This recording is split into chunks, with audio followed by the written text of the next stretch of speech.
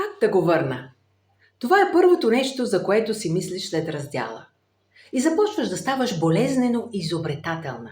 Обмисляш тайни техники и стратегии, пускаш случайни сторита, за да видиш дали ще ги прегледа. Променяш прически, гардероб, поведение. Пишеш съобщения, които после триеш. Или се появяваш там, където той може да бъде. Всяка твоя мисъл и действие започват да се въртят около едно.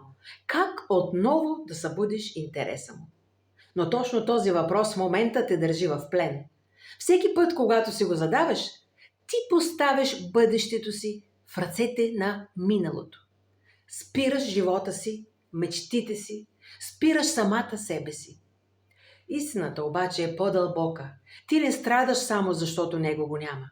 Страдаш, защото се държиш за версия на живота, която вече не съществува. За едно старо ние, което е в миналото. Колкото по-дълго отказваш да го приемеш, толкова повече губиш най-важния човек в живота си – себе си.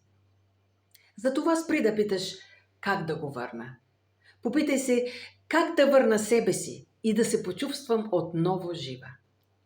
Последвай ме за още подкрепа и нова перспектива след раздяла.